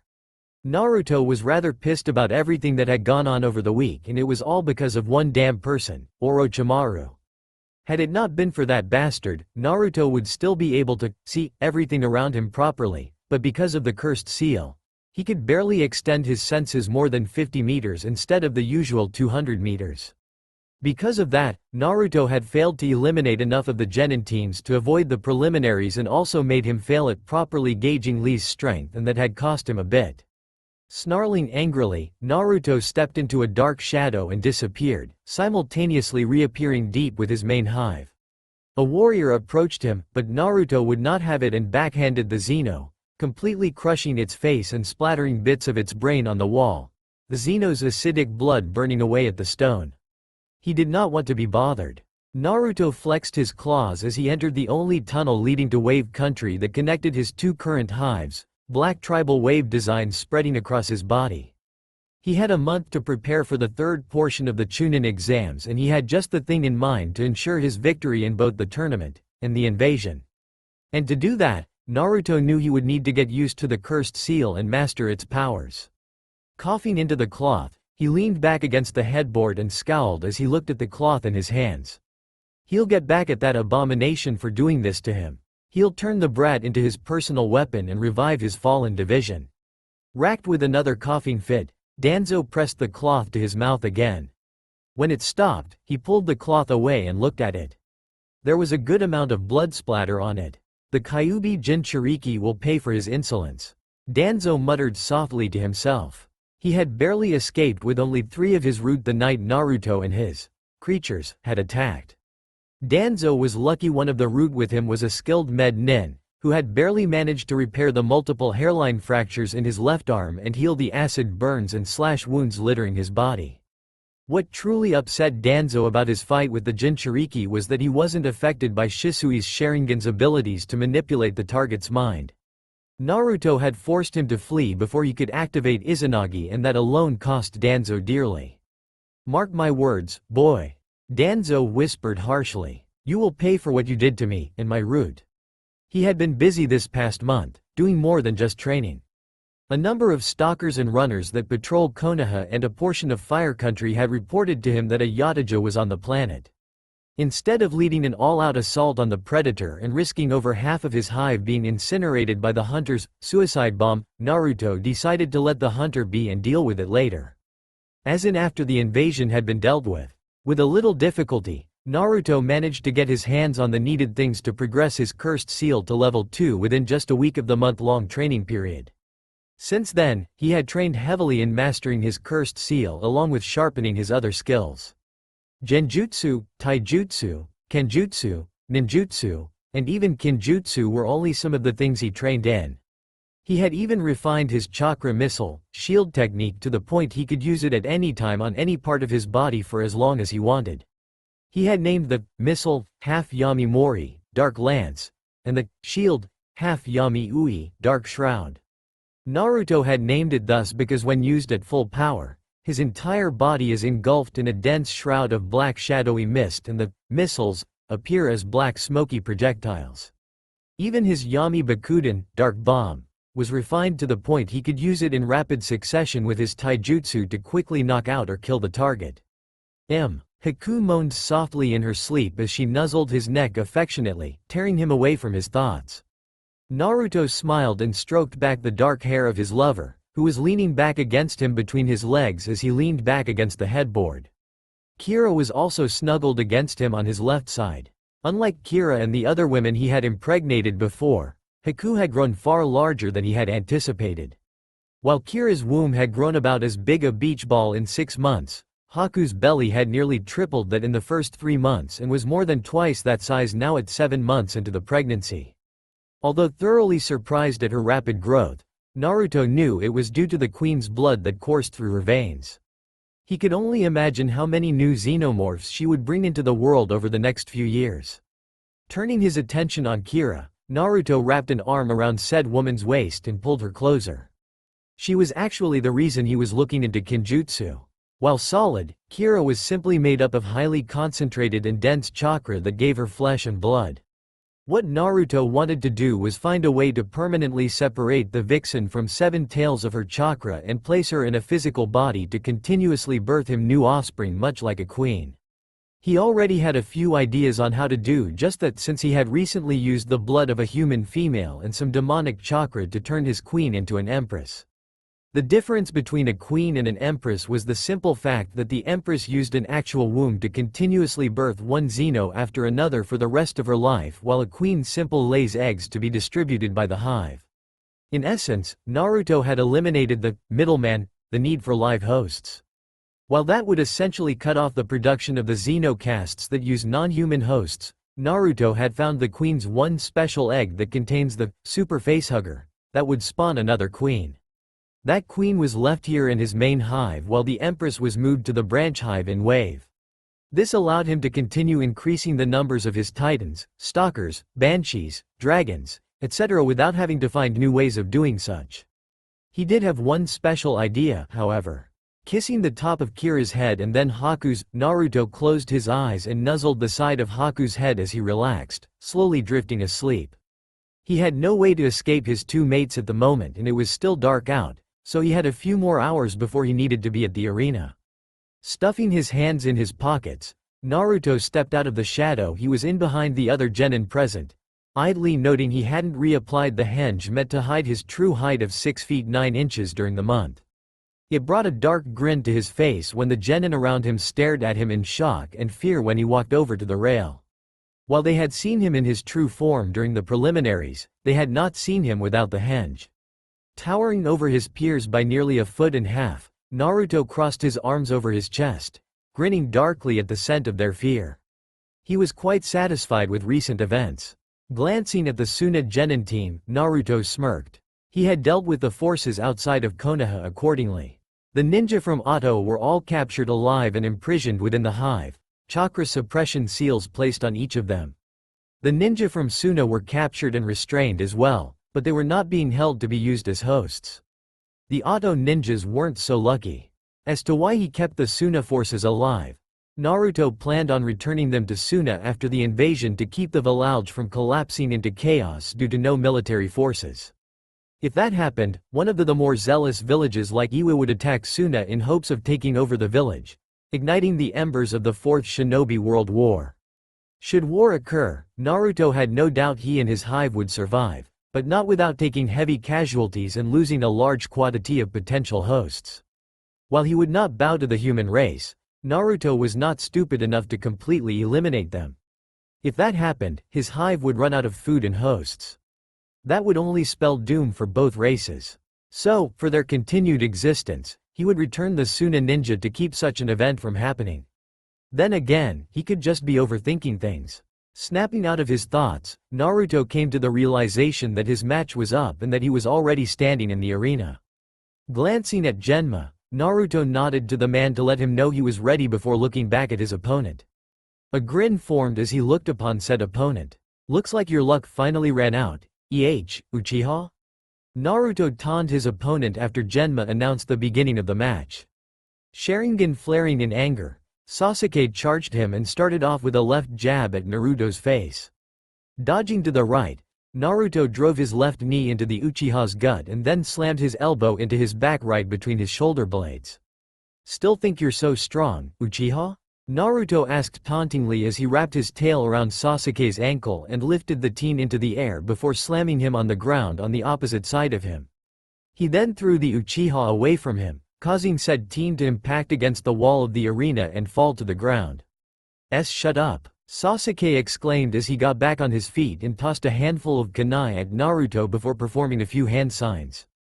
Naruto simply stood where he was, the kunai bouncing off of him as they struck his Yami Ui, causing thin ripples of black energy to appear on the outer layer of the otherwise invisible chakra shield. "Kaden! Enden!" the Uchiha exclaimed before expelling a jet of flames at his opponent. After a few minutes, Sasuke released the technique and took a moment to catch his breath, watching as the flames slowly started dying away to reveal. "What? How are you still alive?" Sasuke shouted in both anger and fear. Naruto let out a hollow laugh that sent a cold shiver up everyone's spine and struck fear in their hearts as he slowly stepped towards the lone Sharingan wielder. His Yami-Ui shielded him from the heat of the flames perfectly well, and since Naruto didn't truly not oxygen to breath, the flames did virtually nothing to him. Like all xenomorphs, Naruto could fully adapt to almost any environment within minutes. It was one of the reasons why poisons, toxins, and venoms never really worked on him. His body naturally adapted to them and his acidic blood burned through anything in his circulatory system, but even if anything got past those, Kira's chakra still flowed through him and burned away anything that might have been missed.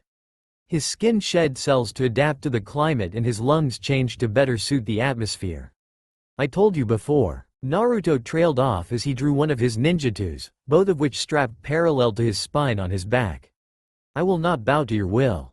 The blade of his ninjutsu was engulfed in grayish lightning chakra and extended until it was nearly 6 feet long. "And I will not grovel at the feet of a human like a whipped dog." Lashing out as he came within range, Naruto slashed Sasuke across the chest, blood spurting from the teen's wound and splashing against Naruto's Yami-Ui. Blood dripping off his shield, Naruto approached the wounded Uchiha as said ninja tried backing away, finding it hard to remain balanced with the lightning chakra coursing through his body.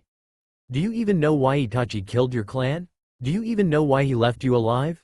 Naruto asked with narrowed eyes before kicking Sasuke in the stomach when he opened his mouth to say something. "The true reason? Can you even comprehend it? What the hell are you talking about, Dobi?" Uchiha snarled angrily, only to howl in pain as Naruto stabbed him in the left bicep until the entire blade was pierced through Sasuke's arm, staking him to the wall as Naruto drew his other sword. Genma, having been given advice from Hayate, decided not to halt the match until Naruto walked away from the fight. The toothpick-chewing Chunin finally understood why Hayate warned him about halting the match too soon. Naruto was real brutal and had no inhibitions about harming comrades. Hayate had confided in him that he had nearly thought Naruto was going to lash out at him in anger when the sickly Chunin had almost stopped the match in middle of Naruto's execution of Kabuto. "Fool, you have no idea what I'm talking about, do you?" Naruto asked as his expression turned cold, his black eyes frosty. Itachi was the only human he would ever truly respect until the day he died, and to know that Itachi's very own brother despised the older Uchiha.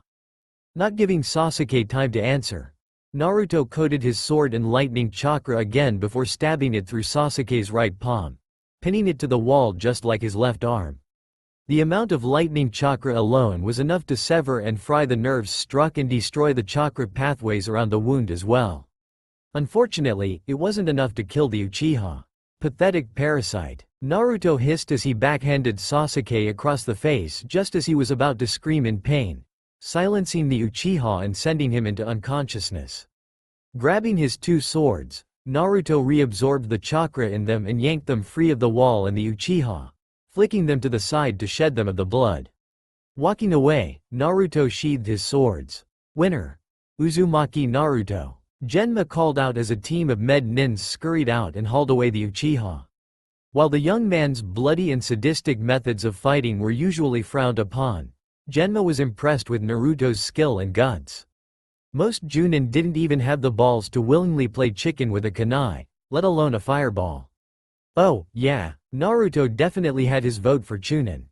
Standing among his fellow competitors, Naruto crossed his arms over his chest, fully aware of the brief glances he was getting from the Suna Kunoichi.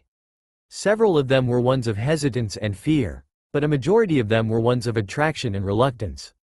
He understood why, too. While she was attracted to him, Naruto knew that Temari was reluctant to form any bonds due to the coming invasion. He also knew that her attraction to him was only simply vain temptation. Not that he cared, Naruto mused as he grinned slightly. He just hoped she went along with it. Then an idea hit him. He could pull a few strings and land him an arranged marriage to strengthen the alliance between their villages. Not to mention, get himself a new mate, possibly. Temari's flaxen blonde hair reminded him of that Kumo Kunoichi he rescued back in the Forest of Death. Mentally kicking his own ass for forgetting about his cloak, Naruto decided to deal with the girl and his cloak once the invasion was over. Nara Shikamaru vs Subaku no Tamari. Genma called out, prompting Tamari to jump down and ride on her fan while Shikamaru whined. Before he could quit, Naruto pushed him over the railing with his tail, snickering as he watched the lazy teen land with a thud and glare at him from his place on the ground. Winking at Tamari, Naruto laughed lightly at her fierce blush. Kankuro noticed this and glared at the back of Naruto's head. Noticing this, Naruto looked over his shoulder at him with a raised eyebrow. Not wanting to deal with him, Naruto simply gave him the figure and turned his attention back to the match, or so they all thought. As the match progressed, Naruto waited for the right moment to strike. While he may have informed the Sandaime of the attack, Naruto had requested that no one was to know of it, not even the council. When asked why, Naruto simply stated that he and his hive would deal with the invasion. Luckily, the Sandaime agreed.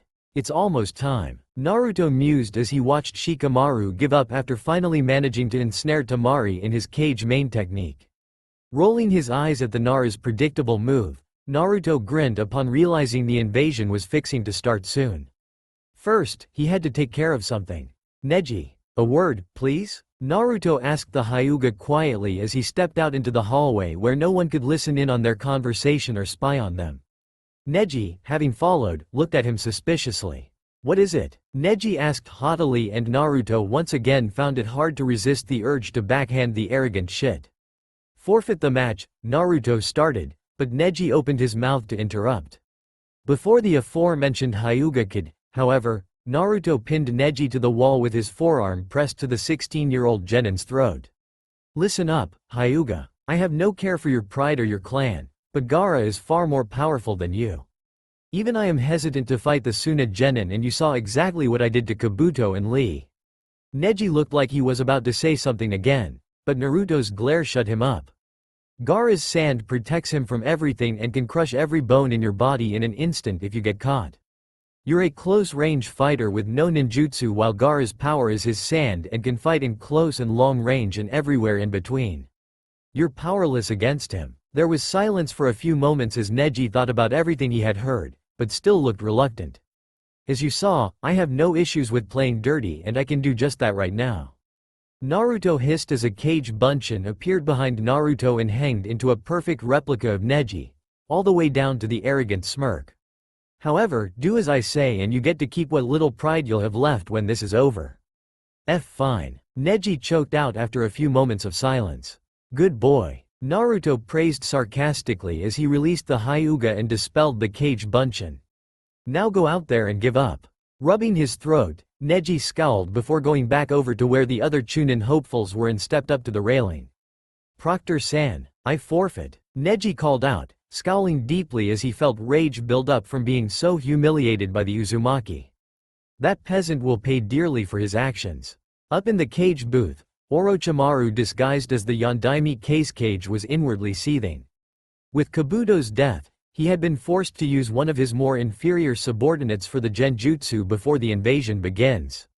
Then, after that, he starts getting reports that some of his shinobi have started vanishing randomly. It was only a handful, so it wasn't enough to warrant any alarm. After the invasion, Orochimaru will soon discover that it was more than enough to give him reason to call it off. With a twitch of his hand, he gave the signal for the invasion to start. The genjutsu was cast over the people in the stands, and the time-delayed explosives on the southern wall detonated. Naruto grinned as he watched this happen before using a reverse summoning seal to send him to the roof of the building used for the cage booth. Henge-ing himself into a roof tile, Naruto lied in wait as the Sandaime and Orochimaru appeared on the roof, Orochimaru's sound force setting up the barrier around them. The invasion had already ended before it started. As Sarutobi's and Orochimaru's fight progressed, Naruto was finding it rather risky to remain hidden as a roof tile. He had already been stepped on a number of times. An opportunity revealed itself when Orochimaru used Edo Tensei and used the Shodem Hokage to create a collection of thick trees on the roof. Dispelling the henge and slipping into the trees unnoticed, Naruto stuck to the shadows and suppressed his chakra as much as possible, even going so far as to release his ever-constant Yami-Ui. He was not foolish enough to believe he could easily hide from Kage-level shinobi, but Naruto did know he could. His skin practically contained any residual chakra he may give off, which helped keep him hidden from most sensor-type ninjas. However, the truly unique frequency of his chakra gave him away to any sensors that had met him before, and it was quite possibly the only way to track him down. Naruto didn't even give off much of a scent anymore due to his biochemical makeup having changed and his DNA mixing with that of a xenomorph. That still didn't mean he couldn't be found, and because of that, Naruto was being extra cautious around these two shinobi legends. Sarutobi Hiruzen, the god of shinobi, and Orochimaru of the Sannin. Add in the resurrected Shodem and Nidaime Hokage, and Naruto knew he had no chance in the fight at the moment. When Sarutobi swatted the Nidaime away with Enma in his staff form, Naruto found an opening and summoned the needed chakra for a Yamimori, thrusting his fist at the Nidaime's neck. Erupting in flash of black smoke, the meter-wide chakra projectile struck true and disintegrated the head and upper torso of the Nidaime, the rest crumbling to dust and revealing what was left of the Autogenin, Zaku. Noticing this, Naruto glanced at the Shodem and then at Orochimaru, who was standing still and most likely controlling the Shodem and the now destroyed Nidaime. He also noticed that Orochimaru was now aware of the Nidaime's destruction. Grinning, Naruto slipped through the shadows of the trees and approached Orochimaru from behind, both ninjatus drawn and held in reverse grips. "Time to pay you back for what happened in the Forest of Death," Naruto mentally hissed as he approached the weakest but the most cunning and slippery of the Sannin. Once he was less than 2 meters behind the Sannin, Naruto wrapped his tail around the branch he was on and hung upside down behind Orochimaru and charged his swords with lightning chakra before swinging at the man's neck. The beheaded snake summoner suddenly turned to mud before Naruto suddenly felt a foot smash into his stomach, sending him flying backwards into and through another tree branch. Scrambling to his feet, swords still gripped in reverse, Naruto snarled at the pale-skinned Sannin. "Kukuku. Hello, Naruto-kun." Orochimaru greeted sarcastically, wincing slightly as his shoulder throbbed with pain again. Naruto noticed this and grinned viciously, baring his sharp fangs. "Oh, I see your shoulder is still bothering you, I thought you would have had your boy toy heal that for you by now." Naruto taunted, eyes glowing with bloodlust. "Oh, wait, I killed him. Tch. Insolent brat." Orochimaru hissed as he scowled deeply at the tailed shinobi in front of him before performing a string of hand seals. Kaden. Karyu Enden. Sprints back into the darkness of the forest to avoid the flames. Naruto suppressed his chakra again and hid in shadows. He could have fought the Sannin head-on now that his Yami-Ui was nearly perfected, but it always took a few seconds to put it up. On the other side of the impromptu battlefield, Sarutobi was finding it a bit difficult to fight against Senju Hashirama, not because of sentimental reasons, but because of the first Hokage's strength. He had felt the power behind the punches of his former student Tsunade and knew that she learned the technique from her grandfather, but they were nothing compared to the Shodem's true strength. The completely splintered tree said man struck was testament to that. Sarutobi had grown suspicious when the Nidaime suddenly stopped attacking him and vanished after being launched into the trees. However, he had caught sight of the fire jutsu used by Orochimaru a distance away, and since he couldn't feel the presence of the traitor's opponent, the Sandaime figured it had to be Naruto since he had once sparred against the genin and nearly got his head taken off on several occasions due to the teen's stealth. Dodging another punch from Hashirama, Sarutobi focused back on his fight and held Enma at the ready. Temari struggled fruitlessly against the powerful grip of her captor, Kankuro having been knocked unconscious and being dragged by another. Temari felt weak, something she hated with a passion. Ever since she was a child, she had hated being weak, and this hatred spurred her on to train constantly and rigorously. In the grip of her captor, however, Temari felt like that weak little child again and knew there was no escaping unless they let her. They, being the two giant humanoid beasts holding them, both being almost 10 or 11 feet tall and having horns. The two eyeless creatures were titans that had been ordered by their king to capture and retrieve the two elder siblings of the Suna Genin team. The third was being dealt with by 10 Praetorians in the forests away from the arena. Each Praetorian was as fast as a mid-level Chunin and a strong enough grip that they could crush stone in their clawed hands. Tamari yelped as she was roughly dropped into a deep stone pit somewhere underground in a series of long stone corridors. Her unconscious brother was dropped in as well, but Konkuro's puppet Karasu was taken along with Temari's battle fan by the two monstrous creatures. After a few attempts at accessing her chakra, Tamari discovered that the black stone used to make the chamber was a rare ore found only in Earth country called Garo Iwa, Hungry Wolf Rock, that could suppress even Kage-level chakra. If there is enough of the ore, that is. Oh, yeah, there's enough of it. Tamari thought as she grimaced, guessing that the pit was easily 15 to 20 feet deep, circular, and about 30 feet wide. Plus, from what she could tell, the pit walls were made purely of high-grade Garo Iwa. Apart from the dim light coming from a single 3-inch wide hole in the ceiling, Tamari could barely see due to the lack of light. There was no escaping the pit and Tamari knew it. She felt weak again. She felt powerless. After checking to make sure her brother was okay, Tamari sat down with her legs tucked under her and leaned against the wall. Without her chakra, neither Tamari or Konkuro had a chance of escaping.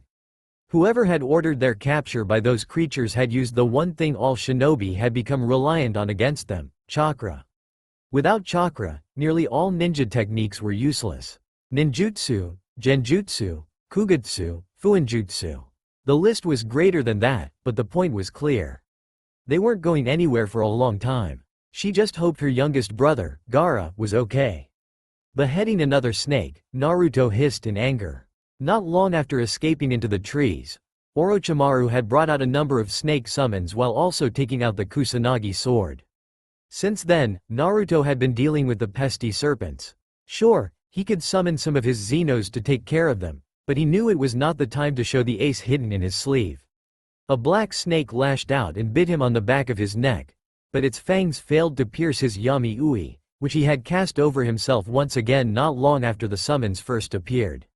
Firing off a small Yami Mori from the back of his neck, the snake was killed as Naruto ducked under a sword swipe before flipping forward and launching a pair of crescent waves of black chakra at Orochimaru. Said man dodged both with unnatural ease, but failed to notice Naruto's third attack. Ga! Orochimaru cried out in pain when Naruto dropped down from above and planted both of his feet on the Sannin's chest while driving both of his lightning blades into Orochimaru's shoulders. Pushing off, Naruto flipped back and severed the man's off at the shoulders, landing lightly on his bare feet while both severed limbs hit the ground with a meaty thump. Raiden! Shinshin! Naruto called out as he dropped his swords and sprinted towards Orochimaru, hand ablaze with grayish lightning chakra with his fingers bent like eagle talons. Thrusting his hand against the Sannin's chest, Naruto completed the technique. Kakera! Instantly, Orochimaru's screams of pain were silenced. His golden eyes glazed over, and his expression went black while the man's wounds were cauterized by the intense electrical charge, staunching the blood flow that had been pouring forth from Orochimaru's limbless shoulders. Orochimaru of the Sannin was frozen in place, the remaining snakes in the area disappearing in plumes of smoke. Tearing his claws out of the man's chest, Naruto slipped some blood over the seal on Orochimaru's severed left arm in a specific pattern, causing the snake summoning scroll to appear in a cloud of smoke. Grinning, Naruto sealed it away into a storage scroll that was then pocketed. At the same time, not that far away, the Shodem Hokage fell to the ground and turned to dust, revealing the body of Kin, the lone female member of the Auto Genin squad. Sarutobi stared at the corpse suspiciously before kicking away the tagged kunai that had given Orochimaru control of the man. "Yo, Saru Gigi," Naruto greeted a bit tiredly as he walked over to the bruised and battered old man, swords sheathed and his hands stuffed in his pockets. He had already sent out 4 Kage Bunshin to deal with the Sound 4, who were trying to escape. Each one was caught and knocked out by Naruto's clones, and just before the Anbu arrived to arrest them, the clones disappeared in clouds of smoke with their prisoners, baffling the Anbu. "Naruto?" Sarutobi asked in shock before suddenly feeling like smacking himself in the face. "Of course it was you. You're the only person I know of that can hide in the middle of a fight, but what of Hubby-chan?" Naruto asked before pointing behind him with his thumb. "Back there. Using one of my personal techniques, I basically froze and sealed Orochimaru's mind and body. He can be resuscitated, but only by me since I'm the only one who knows the release." Not even Inoichi can get inside of Hubby-chan's head now. He explained with a beaming smile, proud of himself. Sarutobi inwardly smiled as well, glad that at least a fraction of the old Naruto still remained, if only slightly. Good. And what of the invasion? Apart from the explosion that put a hole in the defensive wall and 1 or 2 scattered fights, I didn't see anything else. Sarutobi asked, then stated as he looked at Naruto questioningly. I had my pets take care of them long before the invasion started. The Auto Shinobi are now being held captive in my hive as hosts, while the Suna Shinobi are being held captive as well, but only for temporary. I'll explain everything later, Naruto explained as he heaved a heavy sigh of exhaustion. Later, Sarujiji. I need to rest. I'm beat. Sarutobi opened his mouth to say something, but Naruto had already disappeared in a cloud of white smoke. Sighing in frustration, Sarutobi released Enma and rubbed the back of his neck while looking up at the clouds. I'm too old for this shit. The old man muttered to himself before going over to the Anbu that were there. Scratching the back of his neck and yawning, Naruto entered the chamber. The 3 Suna siblings were held captive. Kankuro and Temari were bound against the wall with resin covering the forearms and shins. Gaara was off to the side and entombed in resin with only his head visible and hanging from the ceiling by a chain. A seal placed on his forehead that suppressed the Ichibi and kept the Jinchuriki unconscious. Seeing that both Temari and Kankuro were passed out as well, Naruto sighed and left the chamber. He had wanted to talk with them for a bit, but due to certain circumstances. Faye. Not now, Skittles. Naruto muttered as a warrior fell in step beside him, but it wasn't like any of the others. Skittles was justly named for the many splotches of multicolored paint covering the xenomorph's obsidian body. Back when Naruto was only about 7 or 8 and was just starting his training, he had needed to learn to hide from a Xeno before he could pass his stealth training. In order to do that, the queen had given him a mission of sorts to stalk a Xeno for 3 hours without being detected and assassinate that same xenomorph with paint pellets. Naruto just happened to use special marking pellets filled with unwashable and irremovable paint. Since then, the Xeno Naruto had stalked and killed had been known as Skittles. Skittles hissed softly and slumped forward, seemingly depressed. Since it had been named Skittles, it had developed a sense of individuality while still remaining the same. It was more of a personality, actually. Skittles was always getting into trouble by messing with the other xenomorphs, such as tripping them and distracting them before jumping on top of them. Somehow, no matter how pissed off the Xeno was, Skittles always managed to escape unharmed. Naruto was glad that Skittles hasn't messed with any dragons lately, or else they would be screwed. Skittles was also Naruto's partner in crime when it came to pulling pranks on random Anbu teams within the village every once in a while, which is what Skittles wanted to do at the moment. I'm tired, I'm sore, I'm busy. Sorry, Skittles, not today. Naruto grumbled as continued to shuffle along the tunnel, hands in his pockets, and slouched forward. Go keep our guests entertained, why don't you? Giving a short and soft shriek of excitement, Skittles turned around and ran off in the direction of where the Suna Shinobi were being held. Naruto sighed and shook his head at that. He had no idea what he was going to do with that one. That's all for now. If you enjoy, then please like, share and do comments.